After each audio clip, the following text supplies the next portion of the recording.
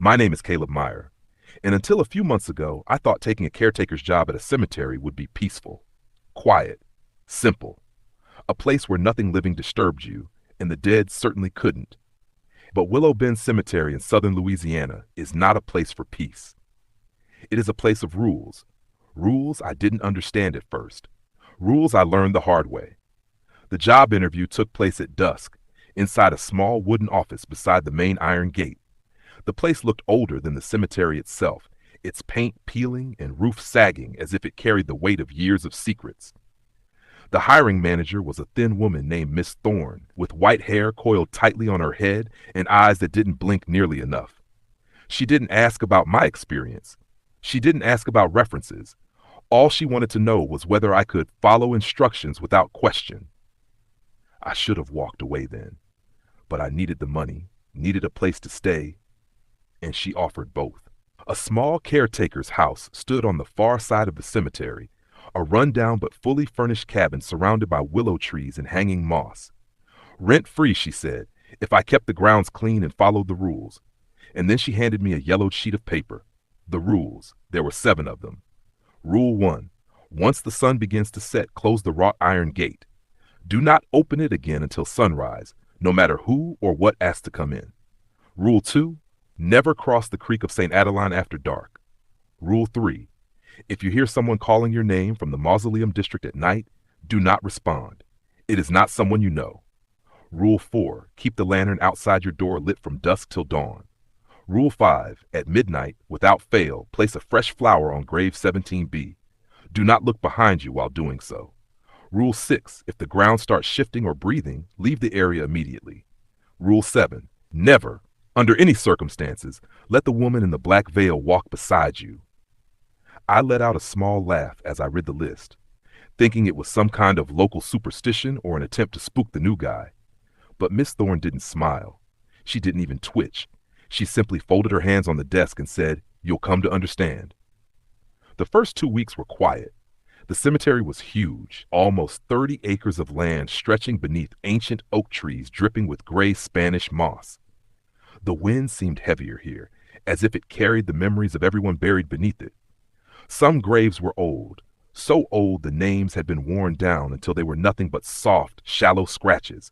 Others were newer, polished stones with fresh flowers and portraits. My cabin sat near the back fence, far from the road and far from anyone who might help if something went wrong. Not that I expected anything to. The first nights passed peacefully, with the only noises being the crickets and the distant hum of the bayou. But then came the night when I broke my first rule. It wasn't intentional. I decided to stay late and clean up a cluster of fallen branches blocking the path near the old willow trees. It was early autumn, and the sky turned dark earlier than I had expected. Before long, the sun began slipping behind the horizon, painting the headstones orange. The air changed. You wouldn't think the temperature in Louisiana could drop sharply, but it did that evening. One moment the air was humid and warm, and the next it felt like someone had opened a freezer door in front of me. The moss hanging from the trees rustled, though no wind touched them. The shadows lengthened, stretching across the ground like fingers. I cursed under my breath, dropped the last branch, and hurried toward the main gate. It was still open. It should have been closed before sunset. Miss Thorne had made that perfectly clear. When I reached the gate, I saw something that made me stop completely. A man stood outside the entrance. He was wearing old-fashioned clothes, dark pants, suspenders, and a white shirt stained with dirt. His skin looked pale, almost gray, and his eyes were too sunken in his skull. He wasn't moving, just standing there, staring into the cemetery. At first, I thought maybe he needed help. Maybe he was lost or drunk. But when I stepped forward to speak to him, my mouth went dry. Because he wasn't looking at the graves. He was looking at me. His lips parted slightly, but no sound came out. His eyes were hollow, empty, dead. My heart thudded against my ribs. Rule 1. Once the sun begins to set, close the wrought iron gate. Do not open it again until sunrise, no matter who or what asks to come in. But the gate was open, and this man, this thing, was standing just outside it, waiting. I grabbed the gate and slammed it shut. The clang echoed like thunder through the cemetery. The man didn't flinch. He simply stepped forward until his face pressed between the bars. His skin was so pale I could see faint blue veins tracing across his jaw. He opened his mouth again, wider this time, as if forcing a breath out, and then he whispered my name. Caleb. The word came out dry and broken, as if his throat hadn't produced sound in years. I stumbled backward, tripping over loose gravel. My whole body went numb. How? How do you know my name? I whispered, but he didn't respond. He just kept repeating it. Caleb, Caleb. I didn't wait to hear more. I sprinted all the way back to my cabin, slamming the door and locking it. My lungs burned, and sweat soaked my shirt. Outside, the night had fallen completely. The lantern by the door flickered, casting shaky beams of yellow light over the grass. I collapsed onto the wooden chair inside and tried to calm down, telling myself it was a hallucination. Maybe the stress was messing with my head. Maybe he was just some mentally unstable man trying to scare me. But deep down, I knew better. Because that voice, it sounded like something broken, something that no longer belonged to a living human. That night, sleep didn't come easily. Every tiny noise snapped me awake. Footsteps outside, leaves rustling, a faint scratching along my cabin wall. I told myself it was animals or branches. But just as I began drifting into sleep around midnight, a distant whisper echoed outside the window. Caleb. I froze, holding my breath. It couldn't be real. It couldn't still be there. But the voice came again, just barely audible beneath the chirping of crickets. Let me in. I grabbed the lantern beside my bed and held it tightly until my fingers ached.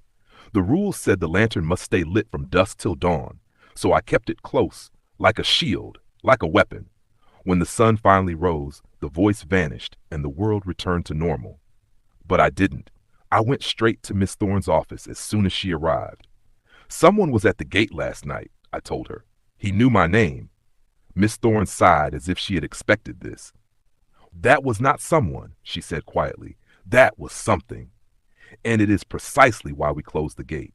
Then she leaned forward, lowering her voice so only I could hear. Tonight, follow the rules exactly, especially Rule 5. A cold shiver ran down my spine. Rule 5, at midnight, without fail, place a fresh flower on grave 17B. Do not look behind you while doing so. I swallowed hard. What happens if I don't? Miss Thorne looked at me with those unblinking eyes. Then the dead stop staying where they are. I should have quit. I should have packed my things, abandoned the cabin, and never looked back. But something had already rooted itself inside me, a mix of curiosity and fear. Something that whispered that if I left now, the cemetery wouldn't let me go peacefully. Night came quickly, too quickly, and I had to prepare for my first midnight offering. That was the night everything truly began. The night Willow Bend Cemetery showed me exactly what kind of place I had stepped into. The sky over Willow Bend Cemetery turned black faster than I had ever seen before, as if the night couldn't wait to swallow the place whole. By the time the clock in my cabin struck 11:30, a thick fog had seeped between the gravestones, curling like fingers around the oaks and drifting toward the cabin porch. I knew I had 30 minutes until midnight. 30 minutes until I had to walk across the cemetery, alone, and place a flower on grave 17B, without looking behind me. I kept staring at Rule 5 on the yellowed sheet, reading it over and over again. At midnight, without fail, place a fresh flower on grave 7B. Do not look behind you while doing so. It felt like something out of a children's ghost story, except tonight I had to do it for real. I lit the lantern beside the door, making sure the flame was steady. The cabin looked small and fragile in the flickering glow, as if even the walls were afraid of the night outside. The creaking of tree branches sounded like whispers. The distant murmur of the bayou echoed like breathing. And every few minutes, I heard my name drift faintly through the air. Caleb. Always from far away, never from one direction. The voice seemed to float. I tried to ignore it. I tried not to imagine the pale man from the gate wandering the fence line, dragging his feet over the dirt, waiting for another chance to speak through the bars. At 11:40, the fog thickened even more. When I looked outside, it was like staring into cotton. Every shape blurred. Every shadow seemed to move. By 11:50, the wind stopped completely. Not a single leaf stirred. It was the kind of silence that felt wrong, like something was holding its breath. My heart thumped harder with each passing second. Finally, the clock ticked to 11:59. I slipped a single white chrysanthemum into my jacket pocket and took a deep breath. I cracked open the wooden door and stepped outside. The lantern flickered behind me, casting my shadow long and crooked across the path. I didn't want to go. Everything inside me screamed to stay in the cabin, to let the rules break themselves. But the memory of that man at the gate pushed me forward. I wasn't strong enough to face something like him again. The cemetery swallowed me almost instantly. Fog wrapped around my legs. Lantern light from the cabin disappeared behind me after only a few steps. The graves stretched endlessly into the dark, their stones rising like crooked teeth from the earth. Owls cried somewhere far above, but even their calls sounded muffled, smothered by the night. I kept my eyes forward, following the path by memory. Grave 17B sat in the older quarter of the cemetery, near the willow trees that sagged low over the ground. I'd seen the grave during the daytime while mowing the area. The headstone was cracked at the base, half sunk into the dirt like it was slowly being pulled under. But I had never visited it at night. The closer I got, the colder the air became. My breath puffed out in pale clouds despite it being early autumn in Louisiana. Not natural cold, this was a cold that seeped into your bones. The moon slipped behind a cloud, throwing the entire cemetery into darkness. I pulled out my phone to check the time. 12 a.m. Exactly midnight. A shiver crawled down my spine as I reached grave 17B. The grave sat alone near the moss-heavy willow, its marker leaning slightly forward as if bowing. The name carved into it was barely legible from age, but I didn't need to read it. The rules didn't say anything about speaking to the dead, only about placing the flower and not looking behind you. The silence pressed against my ears. Even the crickets had stopped singing. The only sound was my own heartbeat, pounding like footsteps inside my chest. I crouched, keeping my eyes straight ahead. My hands trembled as I removed the chrysanthemum from my pocket. The petals felt too soft, too alive compared to the cold stone of the grave. I placed the flower gently on the dirt, and that was when I heard it. A crunch, soft, slow, like a bare foot stepping onto dry leaves. Behind me. My pulse stopped. My lungs froze. No, I would not look. I squeezed my eyes shut and closer. The sound of something dragging, something breathing. Caleb, not a whisper this time. A low voice, close, too close. I clenched my fists. I could feel the weight of the darkness pressing against my back, pushing at me like a hand trying to turn my shoulders. Do not look behind you. My knees felt weak. A tremor ran through my spine. The air behind me grew colder, thick enough that I felt it sink into my skin. Something exhaled softly right next to my ear. The hair on the back of my neck rose. I wanted to scream. I wanted to run, but my body refused to move. Then a wet sound, like something tapping lightly against stone, echoed behind me. Something scratching at the ground, something rising. A woman's sob drifted through the fog. My chest tightened. I didn't know how long I stayed frozen there, seconds, minutes. But finally the air shifted. The presence behind me withdrew slowly, like a tide pulling back from shore. The cold eased. The wind returned, rustling the willow branches above. Whatever had been there was leaving, but not before whispering, "See you tomorrow." My blood ran cold. I swallowed hard, forcing myself to stand. I kept my eyes forward until I was certain nothing was behind me. My hands shook violently as I stepped backward, refusing to turn around. When I finally reached the main path again, I broke into a sprint. I didn't slow down until the cabin light came into view through the fog. I nearly stumbled onto the porch, flinging the door open and slamming it shut behind me. The lantern inside flickered wildly as if disturbed by my panic. I pressed my back against the door, gasping for air. My clothes were damp with sweat, my fingers numb with cold. I stayed awake until dawn, sitting on the chair with my lantern in hand, listening to the faint sounds outside. Scratching, whispers, footsteps fading into the distance. When the first rays of sunlight touched the graveyard, everything fell silent. At 8 in the morning, I walked to Miss Thorne's office. She was already there, sipping black coffee, as if she had been waiting for me. "You made the offering," she said without looking up. "Good." I sat down across from her, feeling like a child who had just survived punishment. "What was behind me?" I demanded. "What happens if I turn around?" Miss Thorne finally lifted her eyes. They looked tired, older than yesterday, older than they should. "You don't want to know," she said. But I can tell you this. Not all the dead in Willow Bend rest quietly. Some died with anger. Some died with fear.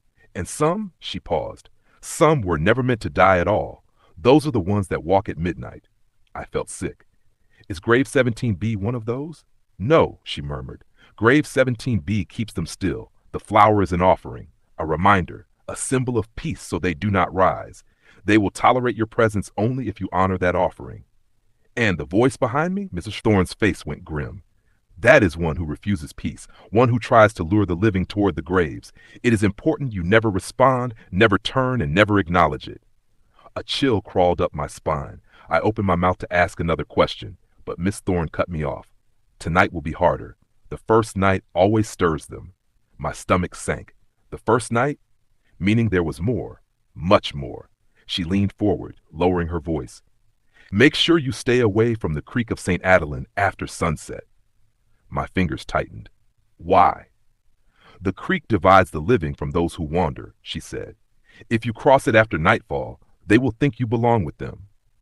I didn't know what she meant. Not truly. Not yet. But I would find out sooner than I wanted to. Because that evening, something else happened. Something worse than the whisper at the grave. Something that made me wonder if the cemetery had already chosen me, long before I accepted the job. I didn't sleep the night after placing the midnight offering. I didn't even try. Every time I closed my eyes, I saw the grave, heard the crunch of leaves behind me, felt the cold breath on my neck. The whisper, "See you tomorrow," kept replaying. By sunrise, my nerves were raw. The air outside felt too still, too watchful, as if the cemetery was waiting for me to step outside again. I spent the morning checking the map of Willow Bend Cemetery, something I had barely looked at before. I wanted to find the Creek of St. Adeline so I could avoid it, just like Miss Thorne warned. The map showed it running along the far edge of the property, behind a cluster of old mausoleums. A narrow stream marked the boundary between the cemetery and the wild marsh beyond. I had never needed to go near it, but for some reason, today I felt drawn to the place. Maybe curiosity was stronger than fear. Maybe I wanted to know why Miss Thorne's voice had trembled when she talked about it. And maybe a part of me already knew the cemetery wanted me there. I grabbed my work gloves and headed out. The morning looked normal, sunlight breaking through the trees, dew sparkling on the grass, birds calling from the branches. The peacefulness felt fake, like the calm before a storm. The path to the creek passed through the older section of the cemetery. The gravestones there leaned at odd angles, some sinking into the earth. Many were unreadable. It felt like walking through a forgotten city. I stopped when I reached the willow trees. They swayed gently despite the lack of wind, their long branches brushing the tops of the headstones. The air felt heavy here. And then I saw it, the creek, a narrow ribbon of water, dark and still, reflecting the trees like a polished mirror. The banks were covered in moss and soft mud. It didn't look dangerous. It didn't even look deep. But something about it felt wrong. Too quiet, too clean, too reflective. The water didn't move. Not a ripple, not even from insects. Then I noticed something else. There were tracks near the bank, footprints, bare footprints, small ones, as if a child had walked along the edge recently. But the mud around them was dry, cracked at the edges. These weren't fresh, but they hadn't been washed away either, as if the creek didn't erase anything that touched it. A shiver crawled through me. I crouched down, not daring to get too close. The prints pointed toward the water, and then vanished right at the edge. No return prints. It looked like something had walked into the creek and never walked out. I stood abruptly, my pulse quickening. I wanted to leave. Every instinct told me to get away from the water. I turned to walk back when a soft splash broke the silence. I froze. The creek was perfectly still again. Too still. But I knew what I'd heard. Something had moved in the water. Probably a fish, I muttered under my breath. But my voice didn't sound convincing. The creek didn't look like a place fish could survive. Then I heard it again. Another splash. Closer, slow, deliberate. My breath hitched. I took a cautious step backward, eyes glued to the water. A small ripple appeared near the center, barely visible. Then another. Then the water bulged upward like something was rising beneath the surface. My heart slammed against my ribs. And then a hand broke through the water. A pale, thin hand, small, childlike, floating just above the surface. The fingers curled and uncurled slowly as if testing the air. I stumbled back so quickly I nearly tripped. My eyes burned, refusing to blink. Another hand emerged beside the first, both dripping with black water, both impossibly still. Then a voice drifted across the creek. A child's voice. Help me. Barely audible. Soft. Trembling. My stomach twisted. It sounded like a little girl. I shook my head violently. No, no, no, no. The rules. Rule 2. Never cross the creek of St. Adeline after dark. But it was daytime. Daytime. Did that mean the creek was safe now? Or did the rules only describe the worst possibility? The hand stayed on the surface, too still, too silent, as if placed there intentionally. Then the voice came again, louder this time, almost pleading. Please, mister, help me. The tone cracked, filled with pain. I took another step back. No, I whispered. You're not real. But the voice trembled again. I'm stuck, please. I felt something tug inside me, some instinct to help, to reach out, but the fear anchoring my feet held me in place. That was when the hand suddenly sank back beneath the surface, without a splash, without disturbing the water at all, like they had never been there. The creek went silent again. The reflection on the water smoothed, the air grew cold around me, and before I could move, a whisper slipped into my ear from behind. You almost crossed. I spun around. No one was there. My legs nearly collapsed beneath me. I staggered backward until the creek was far behind, and then I ran through the gravestones, ran past the willow trees, ran until my cabin came into view. I locked the door and slid down to the floor, gasping. What was this place? What was happening to me? And why did the cemetery feel like it was waiting for something? Around 4 in the afternoon, Miss Thorne knocked on my door. I didn't want to answer, but she kept knocking until I opened it. You went to the creek, she said immediately. I stiffened. How do you know? She didn't blink. They watch. They tell. Who? I snapped. Who tells? Miss Thorne walked inside without waiting for permission. She shut the door behind her and looked around the cabin as if checking for invisible threats. You heard a child, didn't you? She asked softly. I swallowed hard. I saw hands, and I heard her. Miss Thorne closed her eyes. That was Adeline, she whispered. The name hit me like ice. The cemetery, the creek. I murmured. It's named after her? Miss Thorne nodded slowly. She drowned there 100 years ago. People searched for her, but her body was never found. The creek took her. I felt bile rise in my throat. And she comes back like that? She isn't a ghost, Miss Thorne said. Ghosts fade. Ghosts forget. Adeline does neither. What is she then? Miss Thorne hesitated. Her voice dropped to a whisper. Some dead things want company. They want someone to cross to their side, someone to join them. The creek is a door, Caleb. You cross at the wrong time and you won't come back. My skin crawled. I sank onto the chair, my hands shaking.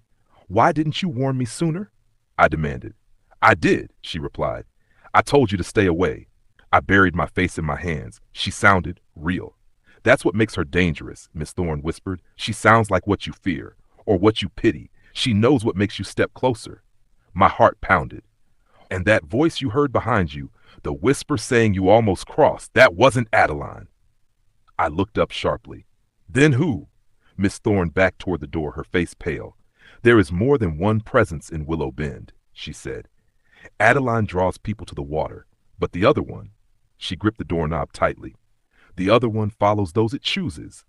A coldness gripped my chest. Chooses for what? I asked. Miss Thorne opened the door halfway, her voice trembling for the first time since I met her. For burial. Then she left. And night began to fall. And I realized something horrifying. The cemetery wasn't just haunted, it was hunting.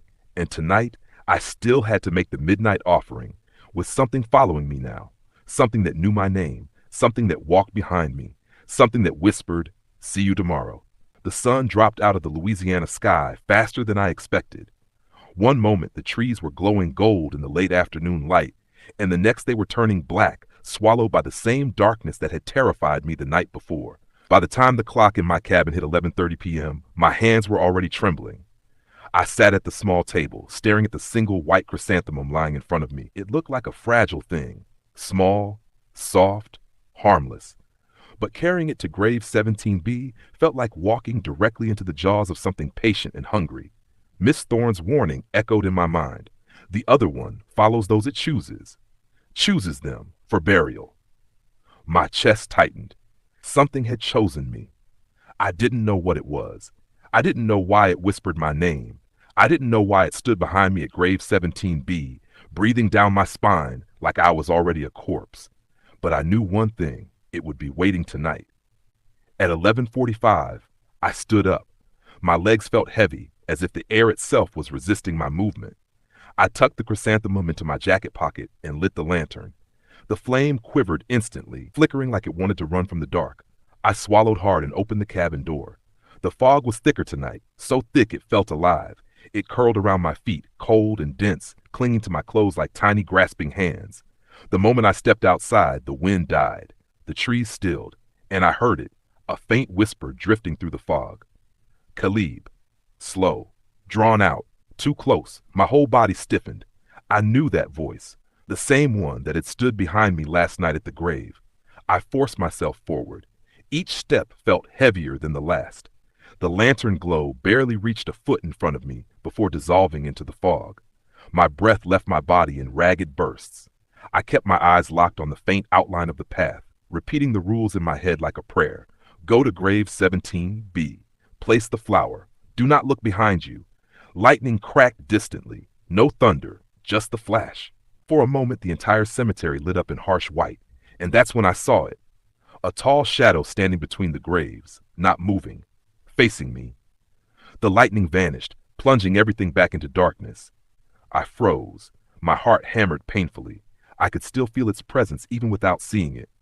The whisper floated again, closer this time. Come back. Don't leave. I clenched my jaw so tightly it hurt and forced myself down the path. Gravel crunched under my boots, sounding too loud in the suffocating quiet. Every few steps I felt a pressure behind me, a weight, as if someone was walking just a few feet back, matching my pace, breathing when I breathed, stopping when I stopped. My throat went dry. By the time I reached the willow trees near the old section, the fog had turned into a thick wall. The branches curled downward like skeletal hands, brushing the tops of ancient graves. A cold drop slid behind my ear, and then a voice, so close it felt like lips nearly touched my skin, whispered, "Why didn't you turn last night?" I stumbled forward, nearly dropping the lantern. Firelight danced chaotically across the gravestones, making their shadows twist and bend like writhing creatures. My knees nearly buckled, but I kept walking, limping, toward grave 17B. My body was shaking uncontrollably. My vision blurred at the edges. Every instinct screamed at me to run, to scream, to hide, to do anything except move deeper into the dark. But I had no choice. Not following the rules meant worse things, things far worse than whispers. I finally reached the grave, cracked, sunken, waiting, just like last night. I crouched, breathing heavily, and reached into my pocket for the chrysanthemum. My hands shook so badly I fumbled with it. As soon as my fingers brushed the cold dirt, I heard it, a footstep right behind me, slow, deliberate, close enough that I felt the vibration in the ground. I froze solid. Another step, a low rattling inhale. I squeezed my eyes shut. Do not look behind you. Another breath drifted over my neck. Wet, cold, human, or something pretending to be. I placed the flower as gently as I could, my fingers trembling violently, and then a hand pressed onto my shoulder. Cold, heavy, with fingers far too long. I gasped, but I didn't move. The hand tightened, its nails digging painfully into my jacket, almost piercing through. My muscles locked. My stomach churned. The air around me filled with a horrible smell, wet earth, mold, and something else, something like decaying flesh. The voice murmured in my ear, slow and hungry. You belong here. The fingers on my shoulder twitched. Stay. I swallowed a scream. The hand lingered, then slowly slid down my shoulder, down my back, and vanished. A wave of darkness washed over me, the air growing suddenly still. My throat burned as I forced myself upright, keeping my eyes forward. I stepped backward, slow and careful. One step, then another. The presence didn't move, but I felt it, watching me, waiting for me to slip. When I was finally far enough away, I turned and sprinted, tripping over roots, nearly falling on broken stone, breath tearing out of my chest. I didn't stop running until the cabin appeared through the fog. I slammed the door shut, locked it, and collapsed against it, shaking uncontrollably. My shoulder burned where the hand had touched me. I pulled off my jacket. There were marks, long, dark bruises, finger-shaped, too long to be human. My vision spun. I felt sick. And then someone knocked on the door. 3 slow knocks. Not frantic, not human-sounding. 2 measured. I curled away from the door, gripping the lantern, heart pounding violently. The knocks came again, this time softer, more deliberate. Then a voice drifted through the wood. "Caleb, open the door." My blood turned to ice. It wasn't Miss Thorne. It wasn't anyone alive. The voice was low, dragging, wrong, as if it had learned speech by listening to humans from underground. I didn't move. I didn't breathe. The handle jerked sharply, once, twice, then slowly stopped. Silence. For a moment I thought it had left. Then I heard it, a slow scraping sound moving across my door, dragging downward, leaving a long, deep mark in the wood. A growl, soft but unmistakable, vibrated through the door. Then it whispered, "Tomorrow, you won't outrun me." My heart nearly stopped. The scraping faded away. Footsteps walked, and then vanished into the fog. I stayed awake until dawn, clutching the lantern, unable to tear my eyes from the door. As the first rays of sunlight hit the cemetery, the pressure finally lifted. But one horrifying thought refused to leave my mind.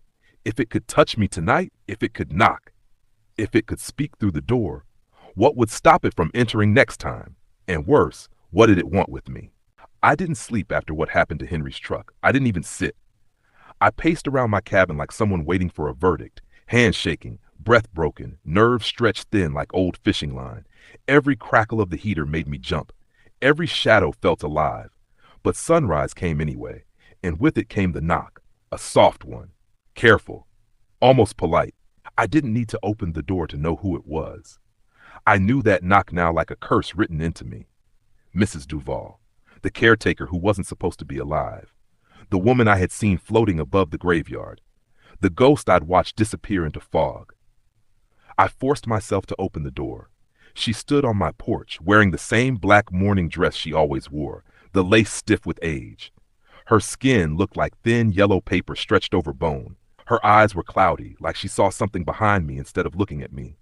But her voice was steady, warm, almost grandmotherly. "Child," she whispered, "you broke Rule 7. I swallowed. My throat clicked dry. I didn't mean to. "No one means to," she said, stepping inside without asking permission. "It's something about this place. Good people forget. Curiosity grows, and curiosity," her chest rose, her lips parted as if she wanted to sigh, "is the fastest way to die here." She stood in the middle of my cabin, staring at the floorboards like she could see through them to the soil beneath. I didn't want to do it, but the question slipped out of me anyway. Those things in the graveyard, the ones that whispered from the mausoleums, and the child I saw, what are they? She didn't answer immediately. She lowered herself into my chair with slow, fragile movement. When she finally spoke, her voice sounded like a prayer spoken through cracked lips. "They are the ones who refuse to stay dead." Her fingers tapped the arm of the chair, one slow tap at a time, like counting seconds, or waiting for something. "This cemetery is older than the town," she continued. "Older than Louisiana state lines, older than the plantations, older than the riverboats. It was sacred land before graves were ever dug here, a place where the boundary between death and life is thinner than a stretched thread."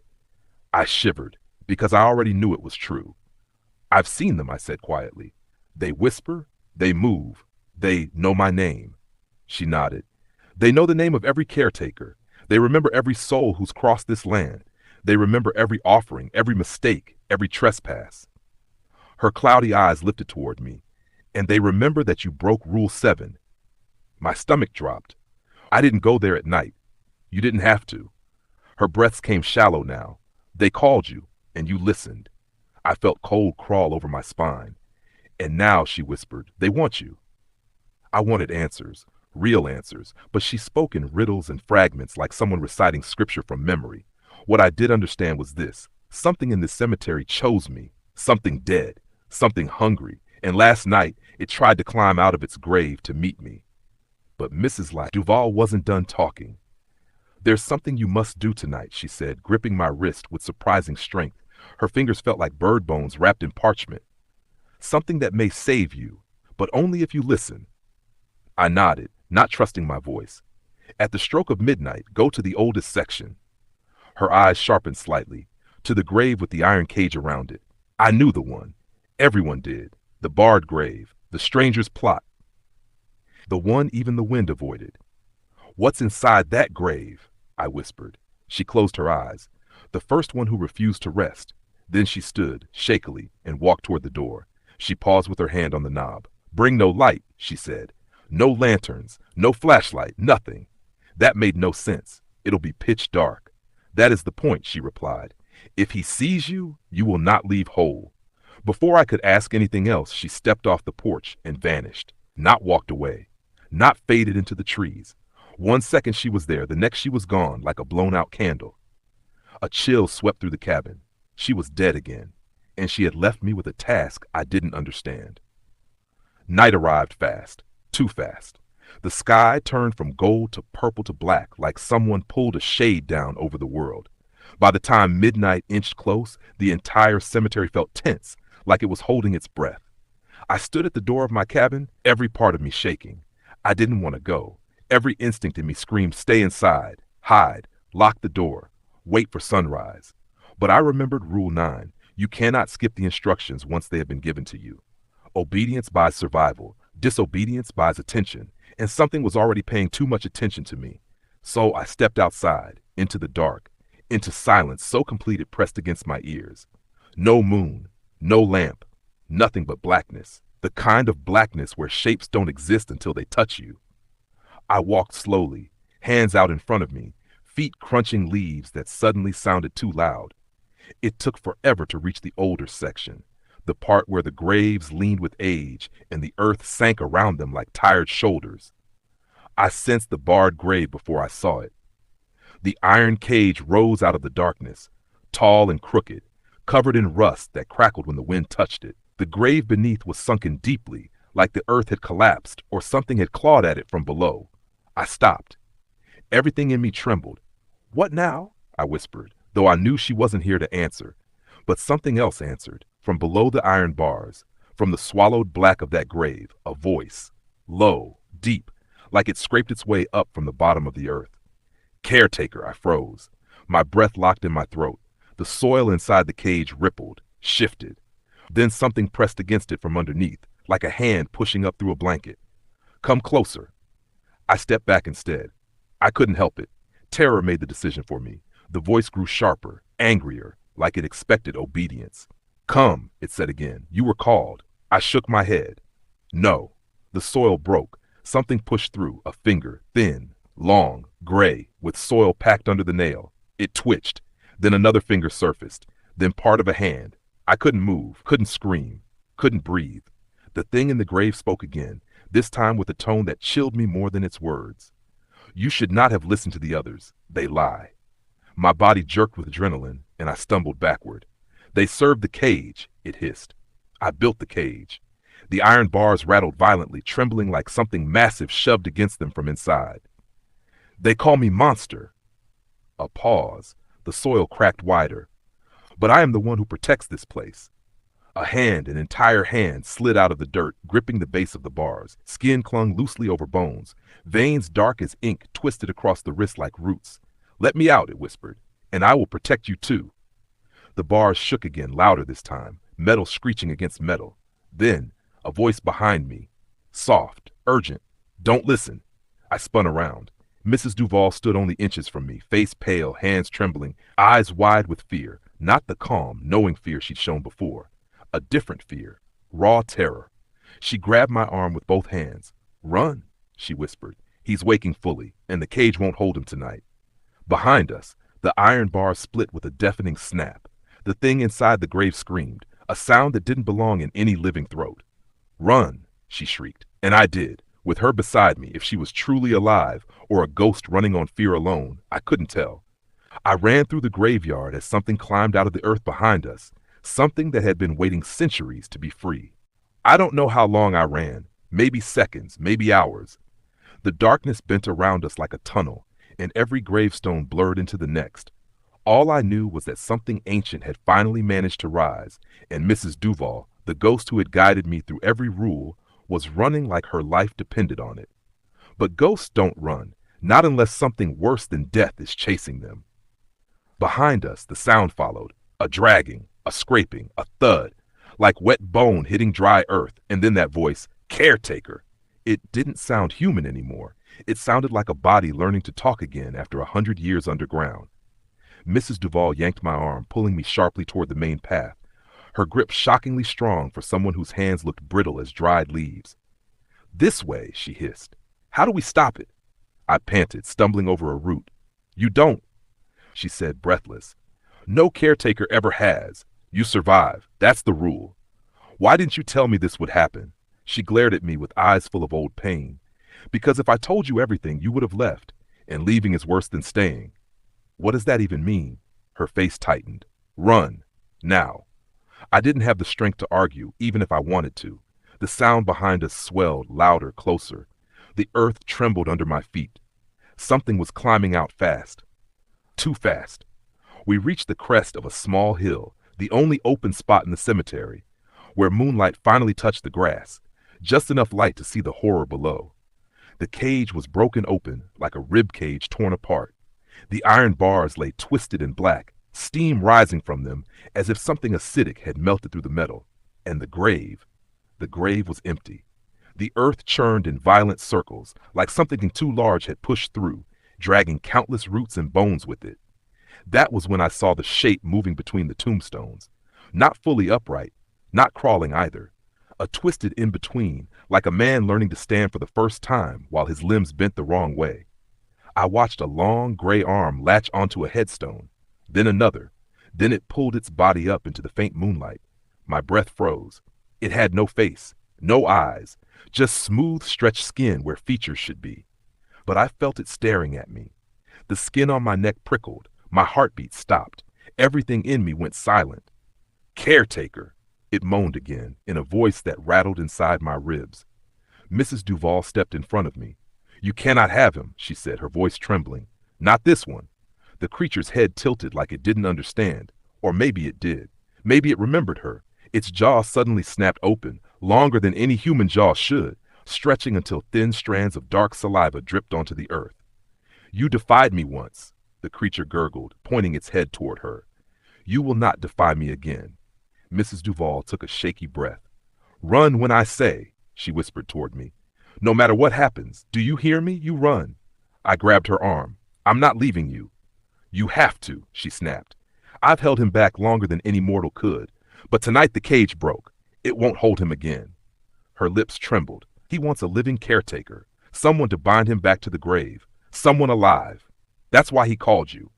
The creature lunged forward. A sudden cold wind burst across the cemetery, and for the first time since I met her, I saw true terror in Mrs. Duval's dead eyes. "Run!" I ran. Branches whipped across my face. The cold air tore into my lungs. I didn't look back, not even when I heard her scream. I didn't know if the scream came from her or from him. It echoed like something tearing apart.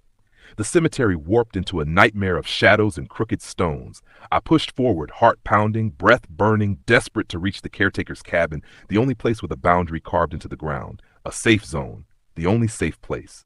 I sprinted toward it, then stopped dead. The door was wide open, and standing inside was Henry, alive, breathing, covered in dirt and bruises, but alive. "Henry," I gasped, stumbling toward him. "How? How are you?" He gave a weak laugh. "Close the door, idiot. It's right behind you." I slammed the door shut and shoved the iron bolt across. My chest heaved. My throat felt raw. Henry collapsed onto the floorboard, shaking. He looked like he'd been dragged through hell. And maybe he had been.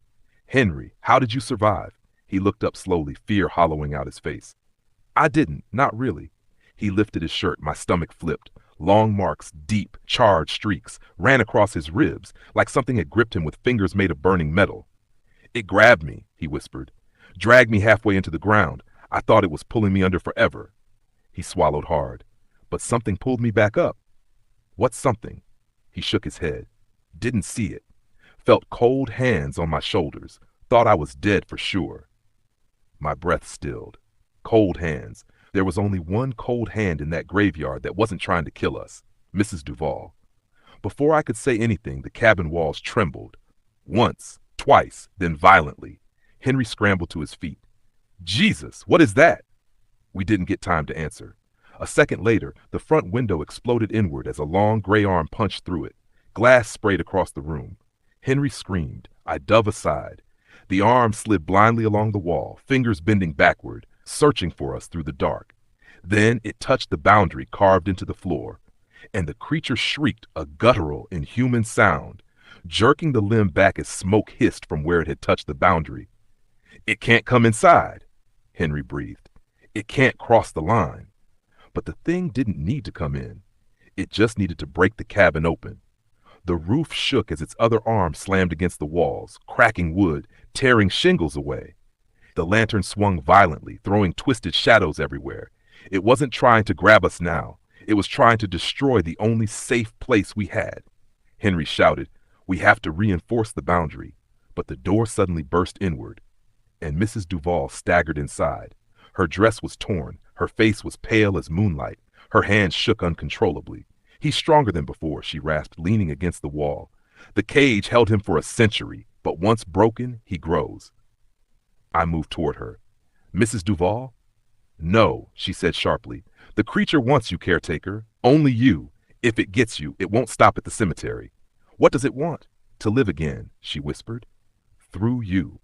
The walls cracked deeper, the roof sagged. The creature roared outside, a howl so powerful dust shook from the rafters. Mrs. Duval looked at me with eyes full of sadness. "There is only one way to end this," she said quietly. "One final rule I never told you." She stepped forward, placing her cold palm on my chest. "To keep the cemetery safe, the caretaker must bind the dead." "How?" "You must stand at the grave," she whispered, "and call his name." "I don't know his name." She closed her eyes. "Silas Morrow." The house shook so violently Henry fell to the floor. "He hears it," she hissed. "He knows you know it." Then, before I could react, she opened the door, and the creature was waiting. It lunged forward, a blur of gray limbs and gaping jaws. And she stepped between us. "Go!" she screamed. "Run to the grave! Finish what I couldn't!" Henry pulled me by the arm, dragging me out the back exit as the creature fell upon her. Her final scream echoing across the cemetery. I don't remember running back to the old grave. I only remember standing before that open pit, trembling, heart pounding like a trapped bird. The night twisted around me. The air tasted like dirt and blood. I lifted my shaking voice and spoke the name. "Silas Morrow!" The grave exploded with wind and cold. The creature shrieked from somewhere behind me. A force like invisible hands dragged at my limbs, pulling me toward the pit. Henry shouted my name, grabbing my jacket. But something enormous sucked the air downward. The world darkened. My ears rang. My vision blurred. Then, silence. Utter silence. I blinked. The grave was closed, the earth sealed. The cage bars, whole again, stood unbroken above it. Behind me, Henry collapsed in the grass, gasping, and Mrs. Duval. She stood beside the grave, calm, still, finally at peace. "You did it," she whispered. "You bound him." The first light of dawn touched her faded dress. "You kept the cemetery safe." I swallowed, unable to speak. She smiled faintly, a tired, grateful smile, then dissolved into pale morning mist, leaving me alone, the new permanent caretaker, bound to this place, just like her. And from somewhere deep beneath the earth, I heard one last whisper. "Caretaker." Not angry, not hungry, waiting. The rules weren't over. They never would be. Thank you for staying with me through this haunting journey. Your presence, your patience, your courage, it means more than you know. If you made it to the end, you're braver than most who step into this cemetery. And if you felt something watching, if you heard a whisper behind you, don't worry. It's just part of the experience. Probably. Before you leave, do me one favor. Don't vanish like the ones buried here. Stay connected. Stay close. Like the video if the chills reached you. Comment to tell me which rule you'd never break. Share it with someone who enjoys a good scare. And if you dare to return for more twisted nights, subscribe to the channel. It keeps the shadows entertained and keeps you on their good side. Until the next haunting, stay safe, stay alert, and whatever you do, don't look back.